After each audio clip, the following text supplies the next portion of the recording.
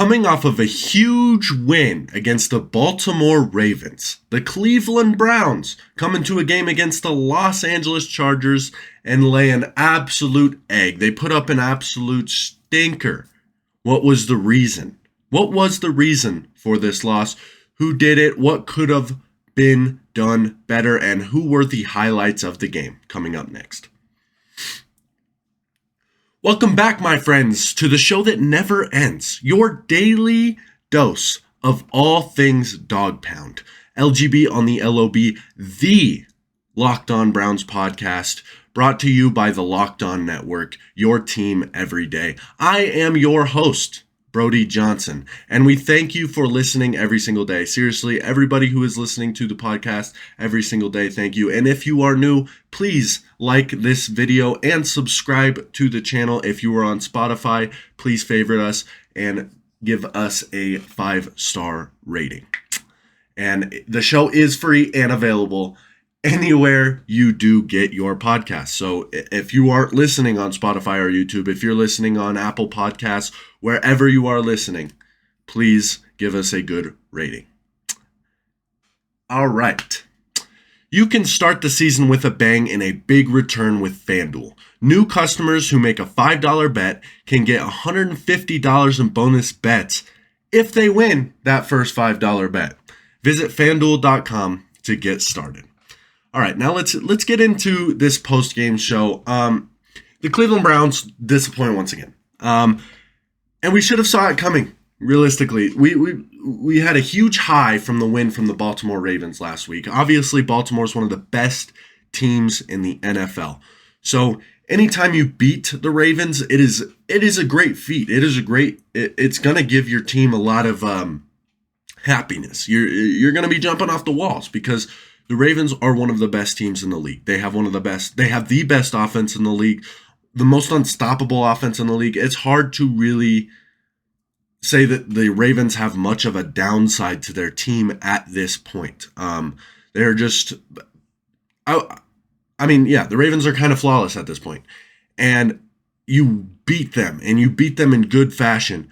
But I mean, the thing is I think all Browns fans, we should have realized that,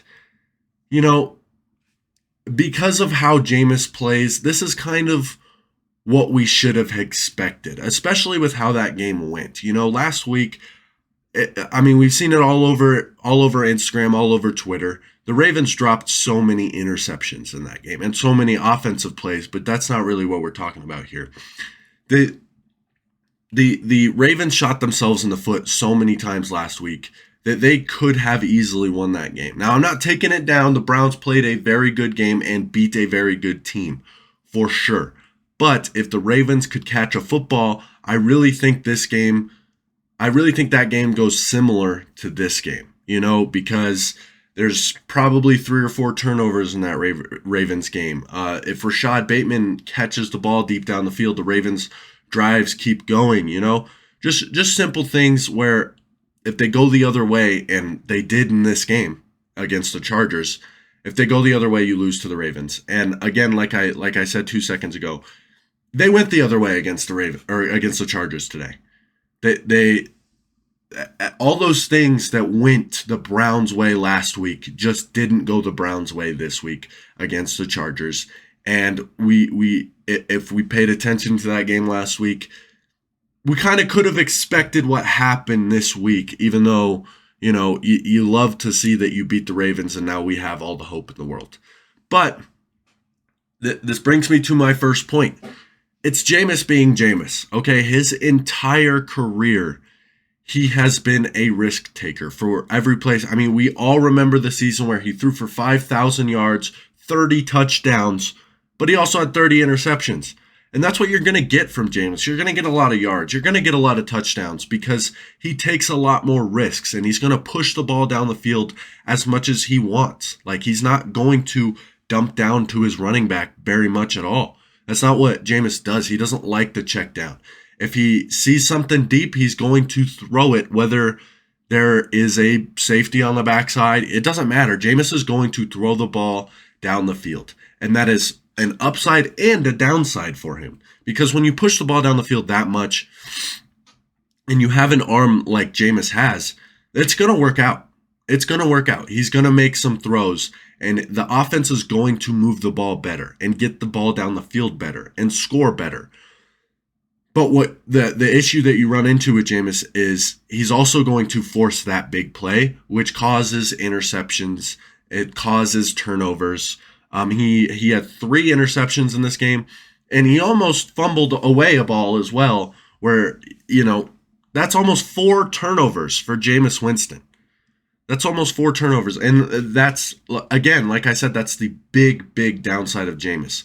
Now, with losing Deshaun Watson, this offense will always look better with Jameis. It'll always have more yards. It'll always have more touchdowns because, like I said, when he's pushing the ball down the field, and that's why everybody had a high on Jameis last week, was because their offense finally scored 20 points. They almost scored 30 points last week. It's something that we haven't seen in a while, especially with Deshaun Watson back there. We haven't seen that type of offense in a while. So you like to be, oh yeah, we should have had Jameis in the whole time. But I don't know if Jameis really changes anything for the team. Yes, Deshaun Watson couldn't ever move the ball, right? But what Jameis does is he moves the ball and then turns the ball over. That's not much more points being scored. There's going to probably be more points scored because on big plays, you never know, you can score on those big plays. But then, you turn the ball over on the goal line, where it's a throw in the corner of the end zone where Jameis Winston, he has to float the ball more than that. He kind of gives the corner an easy chance to knock that ball down, and he just taps it up to his own player. It's an interception. And there's other plays where Jameis, even in this game, there was probably 3 other interceptions that were dropped by the Chargers. And I think those dropped interceptions just come from the fact that Jameis just, he rifles the ball. Jameis Winston throws the ball really, really hard. So sometimes it is tough to catch those for the defenders. But there's one play where Jameis is in the pocket. He's getting rushed. They have, the Chargers have a great defense. They're getting rush on him. He breaks out of the sack. He's running for his life. And you're like, oh my goodness, what can Jameis do?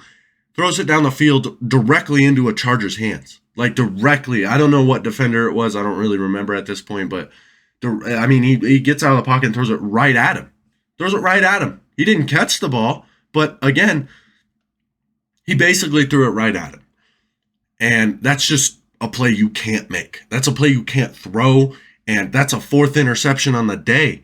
And possibly less points for this team I don't think that drive amounted to any points in the first place. But that's a boneheaded play from Jameis Winston. And that's just a lot of what he does. And it sucks for Jameis because the offensive line isn't helping him at all either. He got sacked 6 times in this game. Some of those were actually Jameis Winston's fault. I think 2 or 3 of them I saw where just Jameis Winston was kind of indecisive and made a bad play, and the offensive line couldn't hold up for long enough. But the offensive line is bad. We know this offensive line is one of the worst in the league, and it's really not helping Jameis at all. Like, what is Jameis supposed to do when he's being rushed within 3 seconds of hiking? Well, 3 seconds is actually a lot, but what I'm saying is there's a short amount of time before Jameis has to make a decision on what he's doing.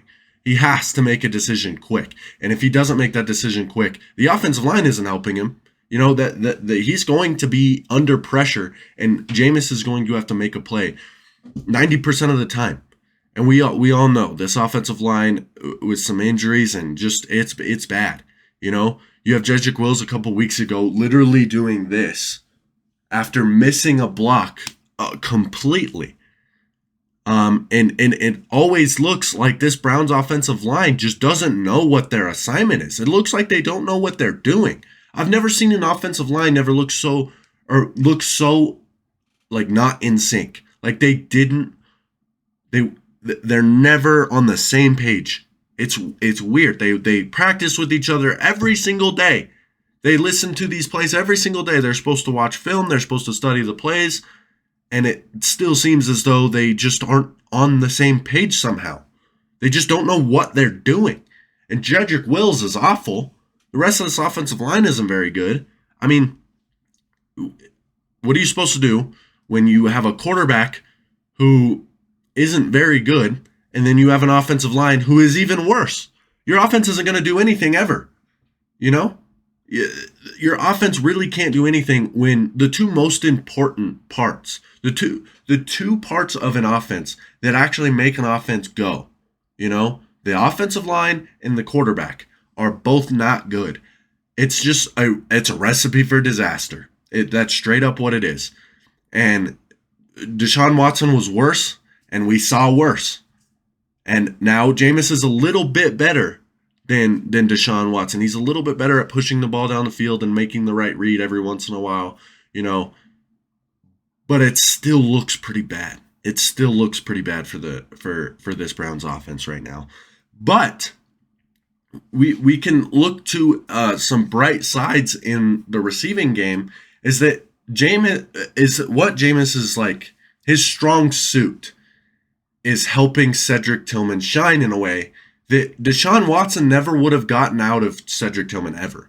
Like, Deshaun was so indecisive, he didn't know what he was doing. He didn't, at a point, he didn't really know how to read a defense anymore. Like, he straight up didn't know how to read a defense. He didn't know how to read whether he needs to stay in the pocket or not. He didn't know anything, it seems. What Jameis knows is that Cedric Tillman is a talented wide receiver, so he is going to key on Cedric Tillman to give him the ball. He is going to make sure Cedric Tillman gets the ball, and that's what you need, because Cedric Tillman is a young wide receiver that we have hope for, and he showed it in this game. With the ability that Jameis has to just give his wide receiver a chance, give your best wide receiver a chance, and he will make a play with it. And Cedric Tillman in this game, in the first half, he didn't show much of it, but in the second half, Cedric Tillman was pretty good, catching that touchdown and everything. So that's the upside of Jameis, is he can get the best out of your wide receivers, and he got the best out of Cedric Tillman and the best out of Jerry Jeudy. Now, Jerry Jeudy still has a catch problem, is what I'm trying to say. But this was one of his best games. He played great. He had 7 catches, 73 yards. Another thing where Jameis trusts his wide receiver to go make the play, so he's going to throw to him. Jerry Jeudy's open a lot of the time, so Jameis is going to be like, hey, I'm going to find you, Jerry. I'm going to find you. If you're open, I will throw it. Even if you're not open, I will probably throw it. And he used his wide receivers to the best of his ability today, and made sure to find Cedric and Jerry in every part of this game.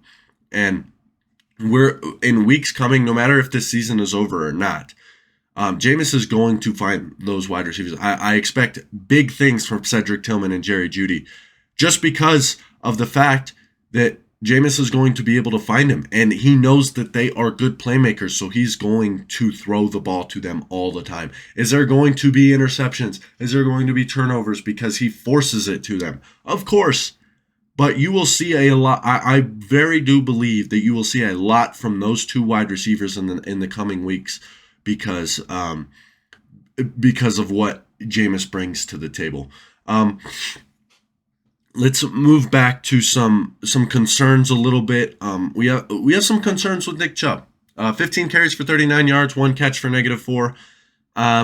There are some concerns for Nick Chubb. Is he just coming off of an insanely serious injury where he bends his knee 90 degrees? Yes. It is tough to come back from an ACL injury, let alone the fact that it was more than just an ACL injury. His knee was 90 degrees, okay? His knee was quite literally 90 degrees. So it is tough to come back from that, but it is time to show a little bit of concern. Not time to panic, but it's time to show a little bit of concern, because that burst isn't there. He's not necessarily a young running back. This happened to him before at Georgia, or you went to Georgia, correct? I'm pretty positive that Nick Chubb went to Georgia. This has happened to Nick Chubb before, right? Where his knee just doesn't do good for him. And the fact that this is the second time in his career, it just shows concern that, is he ever going to get that burst back? Because he doesn't have it as of right now. He doesn't have the burst that you would like to see from Nick Chubb. And again, the offensive line isn't really helping Nick Chubb thrive. So it is hard to really tell whether the concern is real, but the concern is there either way because this is not the production that we've ever seen from Nick Chubb. He's always been one of the top in yards per carry, like 4 to 6 yards per carry usually. He's always been probably the best pure runner in the league when healthy. And now that he's done this to his knee, is he ever going to be the same? Is he ever going to come back and do the things that we as Browns fans know that Nick Chubb is able to do? And if he's not, what do you do? If Nick Chubb doesn't, continue to thrive, or not continue to thrive, but if he doesn't come back and thrive and start playing the way that Nick Chubb once did, is it time to move on from Nick Chubb? I think it could be close because his career as a running back could be close to over. He's already been in the league a few years. The running back lifetime normally ends close to now, and he's got this knee injury. It's hard as Browns fans. It's tough.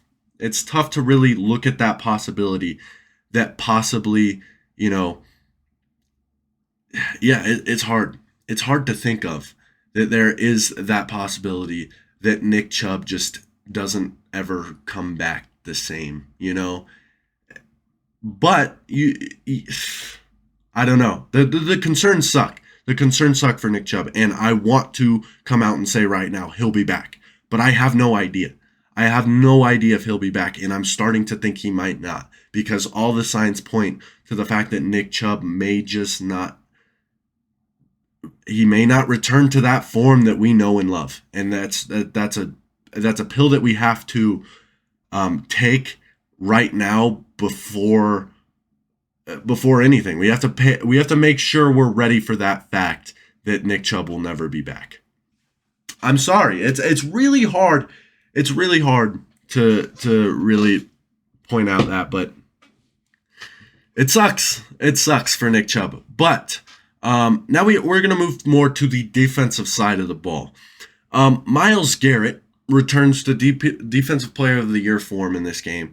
It's something you love to see because in the last 4 or 5 games, we really haven't seen the Myles Garrett of last year. We haven't seen that dominant force that just takes over the game off or defensively. And once again, he's a Defensive Player of the Year caliber player that you want to see that Defensive Player of the Year every single game. But he's been a no-show and he's been taken out of games in the past few weeks. And that's just something you can't have. You can't have Myles Garrett not show up. And it didn't matter last week against the Ravens, but it's mattered every other week because Myles Garrett being taken out of the game makes offenses so much more dynamic. You can do so much more against this defense if Myles Garrett isn't really doing anything. And finally in this game, although they lost, Myles Garrett shows himself. He comes out and shows himself. He plays an amazing game with 3 sacks, 3 tackles for loss, and makes his presence shown. And they still scored 27 points, and that's because everybody else on this defense really didn't play a good game. And Justin Herbert is in MVP talks right now. He is a top 5, top 10 quarterback in the league as of right now. Justin Herbert is a fantastic quarterback. If you break coverages, he is going to know that that's going to happen. And he's going to find